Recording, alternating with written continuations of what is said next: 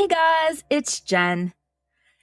Think about all of the effort that you put into and give to everything and everyone else, like your kids, your partner, your boss, your family, your friends, your job, your house, your kids' sports teams. I mean, everything. Can you imagine putting some of that into you? Do you do that enough? I know that this is something that I have only gotten good at doing recently. I saw it as somehow a sign of strength and commitment to always be altruistic, giving to and doing for others, always putting everyone else's needs and wants before mine. It's martyr syndrome, right? But you know what? You can't pour from an empty glass. And I will tell you, my glass was dry.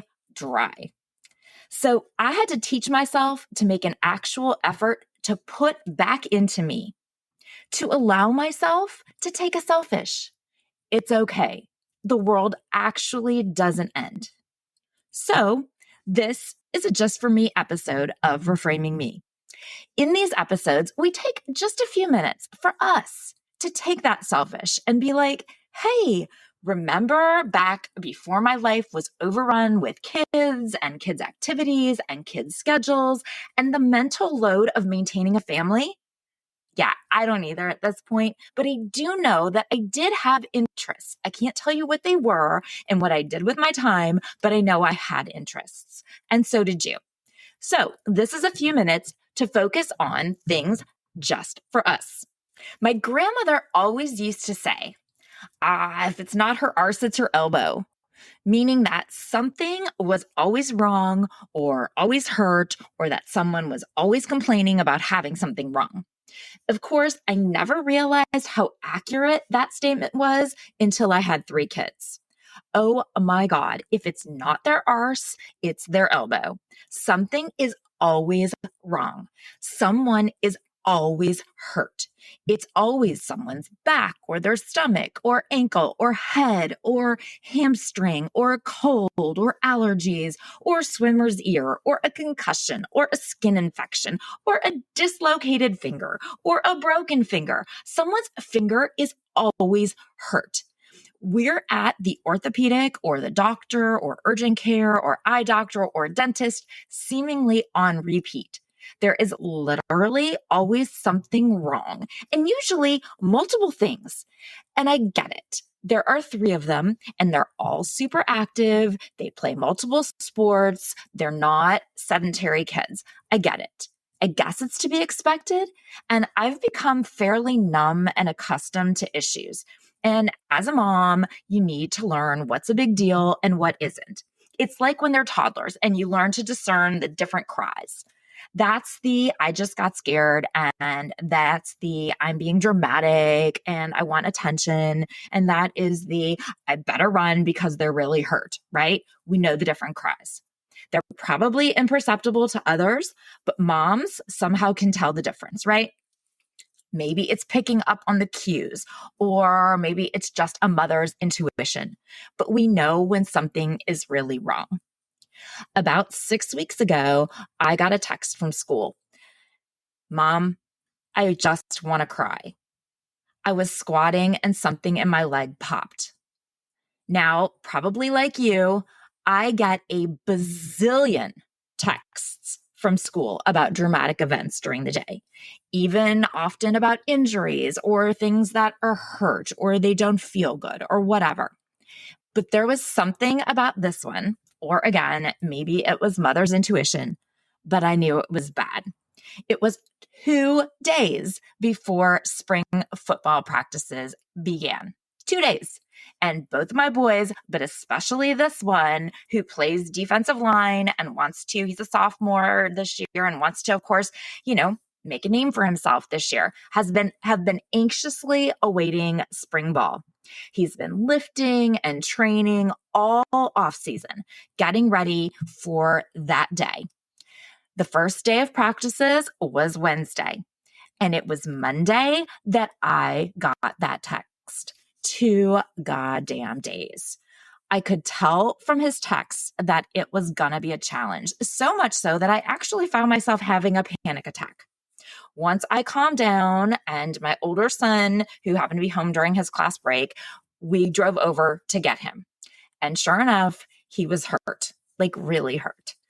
Over these last 6 weeks, I have suffered with pain and agony. Now, no, I don't mean him, although he suffered with pain and agony too, but I have suffered with pain and agony. I wasn't hurt, but oh my God, listening to him being miserable, not just about the pain, but about missing spring practice and then the first few weeks of summer practices, it's been a whole set of pain and agony on its own. And I wasn't even injured, 100%. So it turns out that he tore his hamstring away from the bone. Thankfully, it wasn't enough to require surgery, but it was enough to put him on rest for 6 whole weeks. Now, this week, he did start his physical therapy. Somehow, shockingly, it's our first bout of PT, right? Go figure, that was weird. I went back just to kind of see what was going on. And I just kind of wanted to learn a little bit more about it because I'm always hearing athletes and fitness instructors talk about how you should always do physical therapy to keep yourself healthy, not just when you're injured. And as you know by now, I'm a super fitness enthusiast. And when I watched what he was doing back there, though, I was really shocked to see how similar the PT exercises are to my Pilates practice, which I incorporate into my workouts like probably about 3 times a week. I have 2 full days that I devote purely to yoga and Pilates. And then I also incorporate shorter sessions once or twice a week into whatever workout I'm doing on those days. Realistically, I have even mentioned to you that in my morning routine every day, I do some movements and I do 2 Pilates moves every single day. I start my morning with 5 roll-ups to stretch my back and spine and hamstrings and strengthen my core. And then I also do a move called shaving that helps your posture and lengthen your spine. It's a chest opener. So I love Pilates. And I thought that since we haven't had a Just For Me episode in a minute, I thought we could have a bit of a conversation about Pilates, what it is, what its benefits are, how you can incorporate it into your routine, stuff like that. One of the quotes that I very often think of or refer to is a J.H. Pilates quote, who, as you may have guessed, yes, was the creator of the Pilates method. He said, "You are only as young as your spine is flexible." And at 47, I really do feel that. I do see such a variety when I look around in people my age. And I see a lot of this, honestly, attributed to things like fitness and flexibility. So let's focus our selfish on a chat about Pilates. I have included Pilates as part of my fitness routine for probably about 20 years now. I guess that's about accurate because unlike yoga, when I can totally remember my first yoga class that I took at Ohio State in 1996, I can't really remember when I first started doing Pilates, but I think that's because I had already been practicing yoga at that point. And Pilates is really similar in a number of ways to yoga, and it's a natural crossover. So for me, one kind of often blurs into the other. In fact, the day that I am recording this is a Wednesday, and coincidentally, Wednesdays are a Pilates and yoga day for me. And that means that I start off with Pilates, I move into yoga conditioning, which is a more strength-based yoga that incorporates light weights and other more strenuous strengthening postures that focus on building up that strength in addition to the flexibility. And then I finish up with the yoga flow right there. So you can see that there's really a natural kind of transition from one to the other. At this point in my life, I am really loving my home-based workouts, and you can totally do Pilates at home. There are lots of different apps and programs and streaming services and videos that you can follow. And it doesn't require really any equipment. I mean, you can have some kind of equipment, but you really don't need to have any. And you'd be doing what is called mat Pilates. Now, you may be picturing equipment, and that means you might be thinking of Pilates with a reformer. Now, the reformer is the large kind of platform box looking piece of equipment that has straps and pulleys and springs on it. I have practiced Pilates on the reformer, and I do love the reformer. But like I said, I prefer working out at home right now. And to be honest, I just don't have the space for a reformer. Trust me, I have checked and rechecked and tried to negotiate with myself. And unfortunately, I can't justify the space right now.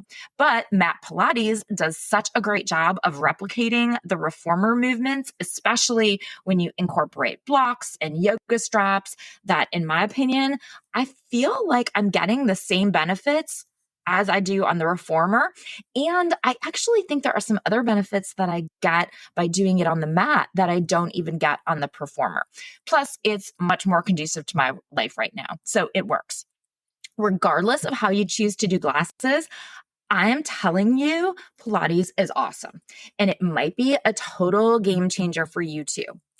What I love about Pilates is that it primarily focuses on strengthening and stabilizing your core.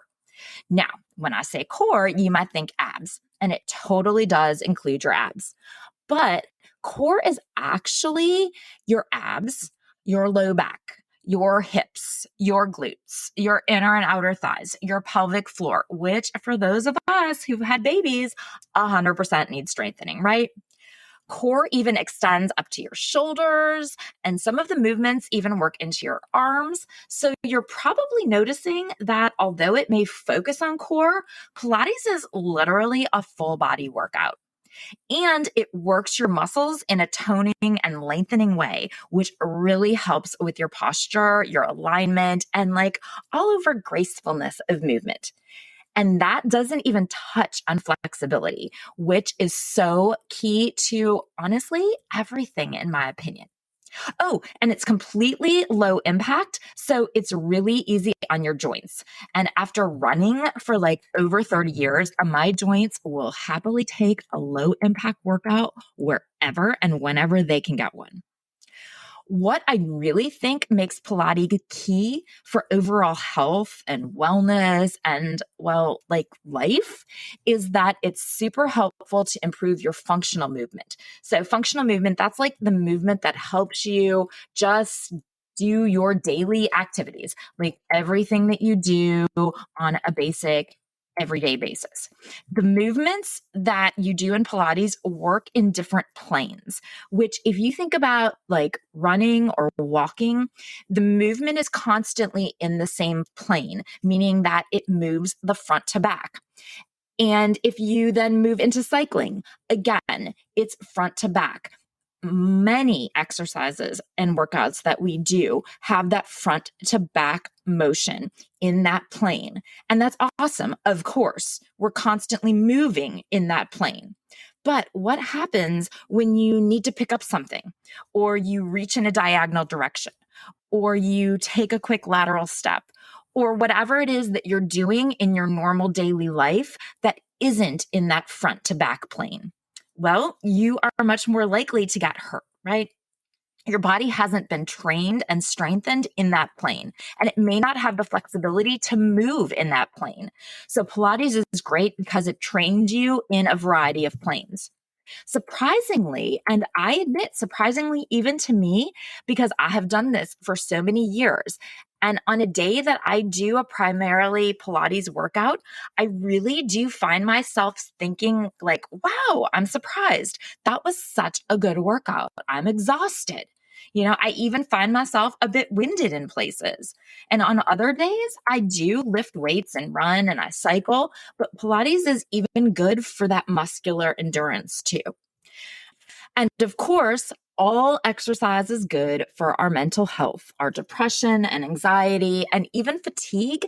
And energy levels, which of course always sounds counterintuitive because like, shouldn't you be more exhausted when you work out? But it is true. You do have increased energy and less fatigue. And like yoga, Pilates is extra helpful with our mental health and strength because, like yoga, Pilates focuses on the mind body connection, which helps us with our mental endurance. We can take the inner calm and inner strength that we gain on the mat into situations that we face off of the mat. It's super interesting because yoga and Pilates have a lot of similarities, but the primary difference between the two comes from their origins. Yoga began in India thousands of years ago, and it actually began with meditation. The physical poses or asanas were only created to support the internal practice. Now, Pilates was created by Joseph Pilates in the 1920s, and it was created as a training method for dancers who were recovering from injury, which realistically is probably why so much of Kane's physical therapy reminds me of my Pilates workout. It was developed focused on rehab and has a much greater focus on building strength and stability. Flexibility is more of a side benefit of Pilates, whereas in yoga, flexibility is the key and strength is more the side benefit. Okay, so yay, Pilates. Woohoo, you sold us, Jen. But how? How do we do Pilates? Well, as much as I would love to be a Pilates instructor and teach y'all Pilates, I am not. And podcast Pilates would be a really tough place to start, right? Anyway, right? But I can point you in the right direction at least. I would suggest starting on the mat. First off, the reformer can just look intimidating. Like if you look at it, it kind of looks like a bit of a torture device, which it totally isn't, but it is intimidating looking. Starting off on the mat is a gentler introduction and it can get your body accustomed to the movements, and it's a lot less pricey. Okay. Plus, you'll be using your own body weight and resistance. So you will learn to better understand your own body and how your muscles work and how to engage them for proper form. Look for something that might be called beginner Pilates or classic or mat Pilates to make sure that they cover the basics, and especially things like activating the deep muscles that are really the main benefit of Pilates. And then after you get a bit of a foundation, then you might want to stay on the mat like I am right now because you might like it, or you might want to at least try out classes on the reformer and you might like those. See what you think and what suits your needs and your lifestyle. Many of the classes that you take, especially the beginner level classes, will feature the same group of exercises in each class, which will help you to learn them. And also, repetition is where the growth is. You'll hear things like you'll do the series of 5, which is a group of movements that strengthen your ab and your back muscles. You'll do the 100, which is a breathing exercise that also targets your core strength and your core stability. You'll do the roll up, like I mentioned that I do every morning. It's a slow, precise move that strengthens and stretches the spine and the entire back of your body while also targeting your core. You'll do leg circles to strengthen your hips and rolling like a ball. That actually feels like a bit of a massage on your spine, and it also opens up your back. Those are the most basic Pilates moves you're going to see. And then, of course, you'll have other movements that build off of them. The beginner classes will also get you used to some of the Pilates lingo, right? You'll hear about your powerhouse. Your powerhouse is the center of your body because all of your power comes from there. They'll direct you to things like to peel up your spine.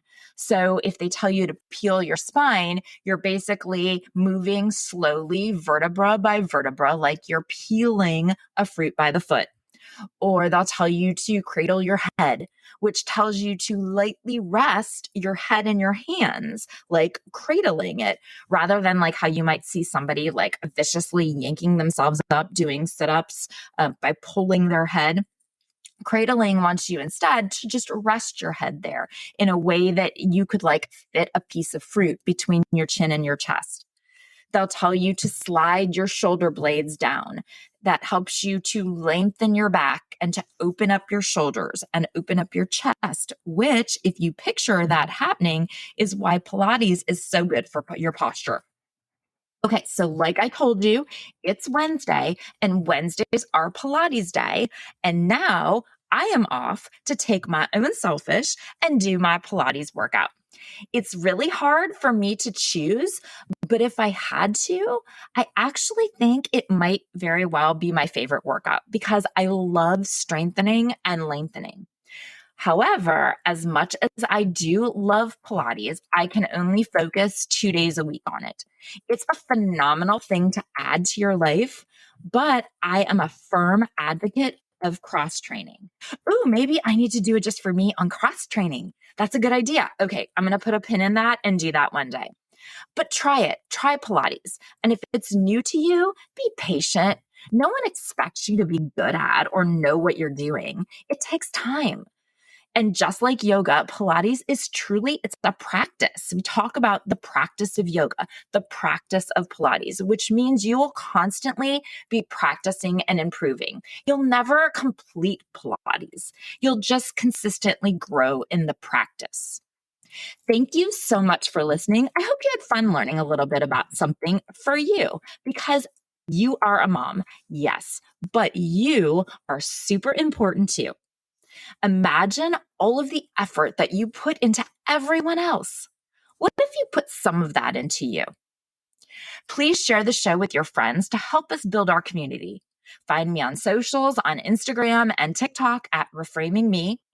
On YouTube now, yes, I have a YouTube channel. It's Reframing Me. And on Facebook, it's Reframing Me. And join the Facebook group, Reframing Me, the podcast community. Until next time, be well, communicate, and leave some room for you.